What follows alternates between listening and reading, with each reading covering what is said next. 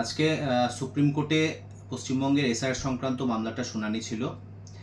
এই শুনানিটা এসআইআর যেটা হচ্ছে আমাদের পশ্চিমবঙ্গে তার জন্য খুব গুরুত্বপূর্ণ, কারণ পুরো এসআইআর প্রসেসটা যখন ড্রাফট রোল বেরোলো, তারপর ফাইনাল রোল বেরোবার আগে লজিক্যাল ডিসক্রিপেন্সিতে যে বিপুল সংখ্যক নাম নথিভুক্ত হলো লজিক্যাল ডিসক্রিপেন্সির খাতাতে, সেখান থেকে মোটামুটি সুপ্রিম কোর্ট প্রসেসটাকে টেক ওভার করেছে এটা বলা যেতে পারে।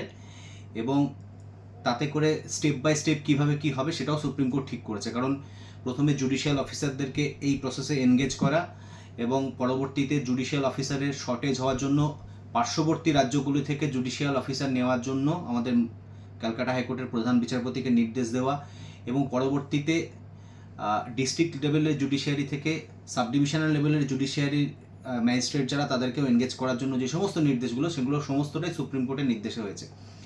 প্রায় 60,06,000-এর বেশি নাম লজিক্যাল ডিসক্রিপেন্সিতে ছিল, এবং তার থেকে প্রায় 0.3% বাদ দিলে, অর্থাৎ 1,800টা মতো নাম মতো বাদ দিলে বাকি সমস্ত লজিক্যাল ডিসক্রিপেন্সি যেগুলো ছিল সেগুলো প্রত্যেকটাই কিন্তু অ্যাডজুডিকেট করা সম্ভব হয়েছে।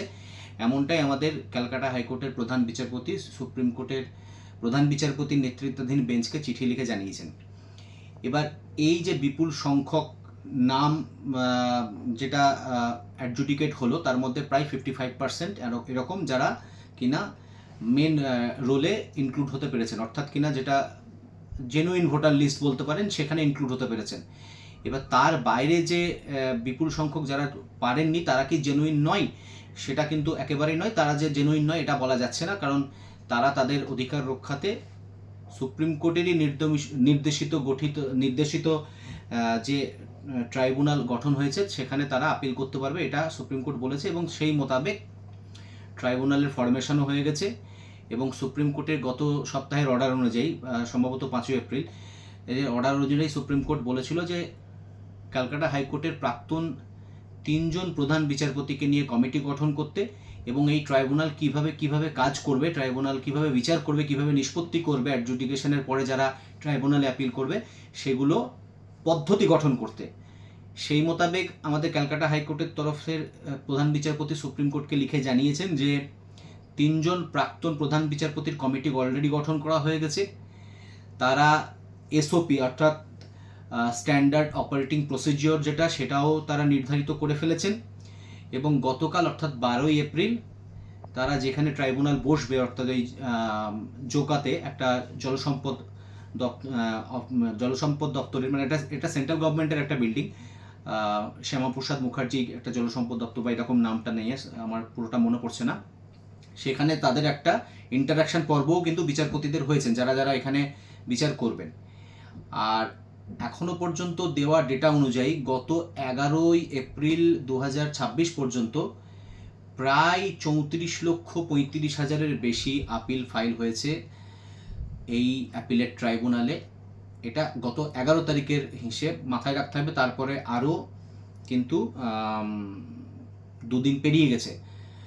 এবার এখানে সংখ্যাটা দেখে মনে হচ্ছে এরকমটাই যে অ্যাডজুডিকেশনের পার্টের যদি 60 লাখসের ওপর থেকে থাকে, এবং তার মধ্যে বলছে যে 55% ফাইনাল রোলে তাদের নাম নথিভুক্ত হয়ে গেছে এবং 45%টা বাদ গেছে, তাহলে সেক্ষেত্রে 45%-এর থেকে এই ফাইল হওয়া অ্যাপিলের সংখ্যা কিন্তু অনেক বেশি।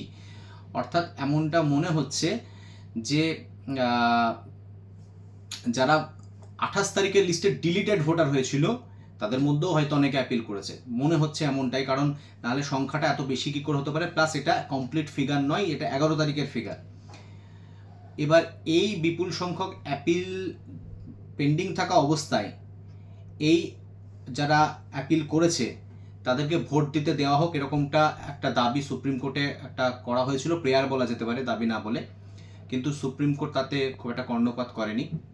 সুপ্রিম কোর্টে তার পরিবর্তে এই প্রেয়ার করা হলো যে তাহলে যারা এর মধ্যে 23 তারিখের মধ্যে এবং 29 তারিখের মধ্যে রেসপেক্টিভলি, কারণ 23 তারিখে বেশ কিছু বিধানসভা এবং পরবর্তীকালে তার আর বাকি বিধানসভাগুলো 29 তারিখে ভোট আছে, এর মধ্যে যাদের অ্যাডজুডিকেশনের থেকে বাদ যাওয়া ভোটার যারা অ্যাপিল করেছে, তারা যদি ওখানটাতে অ্যাপিলেট ট্রাইব্যুনালে মামলা জিতে তাদের নাম নথিভুক্ত করতে পারে, তাহলে তাদেরকে যেন ভোট দিতে দেওয়া হয়, এরকমটা একটা প্রেয়ার রাখা হয়েছে।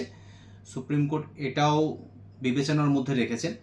তবে এই ব্যাপারে স্পষ্ট নির্দেশিকা যেটা আমার মনে হলো সেরকম সুপ্রিম কোর্ট কিছু দেয়নি। আর মামলাটার যেটা পরবর্তী দিন সেইটার ব্যাপারেও সুপ্রিম কোর্ট মানে সেই পিরিয়ডটাতে যে কবে পরবর্তী শুনানি হবে সেটাও সম্ভবত আজকের অর্ডারটা ফাইনালি আপলোড হলে বুঝতে পারা যাবে। তবে আমার মনে হচ্ছে 34 লাখের বেশি অ্যাপিল ফাইল হয়েছে, মানে হচ্ছে শুধুমাত্র অ্যাডজুডিকেটেড ভোটার যাদের নাম পরবর্তীতে বাদ গেল তারাই শুধু অ্যাপিল করেছে তা না, কারণ অন্যরাও যারা ডিলিটেড ভোটার যারা ছিল 28 তারিখের লিস্টে, 28শে ফেব্রুয়ারির লিস্টে, তারাও সম্ভবত অ্যাপিল করেছে। আর একটা জিনিসও মনে হচ্ছে যে অনেকেই এই আশঙ্কা প্রকাশ করছিল যে আমরা অফলাইনে অ্যাপিল করার পরে সেগুলো আদৌ কমিশনের সাইটে আপলোড হচ্ছে কিনা। মনে হচ্ছে যেন কাজটা কমিশন এখনো পর্যন্ত ঠিকঠাকভাবেই ফাংশন হচ্ছে, কারণ নাহলে এত বিপুল সংখ্যক অ্যাপিল এত তাড়াতাড়ি হতো না। যদিও বেশিরভাগ আপিলটাই কিন্তু অনলাইনে হয়েছে, মানে বেশিরভাগ আপিল ফাইল যেটা হয়েছে অ্যাপিলেট ট্রাইব্যুনালের জন্য সেটা অনলাইনে হয়েছে, কারণ যারা আপিল করেছে তারা অনলাইনে আপিল ফাইল করাটাকে সহজ বলে মনে করেছে, এবং অনলাইনে ওরা যেহেতু একটা প্রোফার্মাও দিয়ে দিয়েছিল সেটা তাদের পক্ষে সহজ মনে হয়েছে।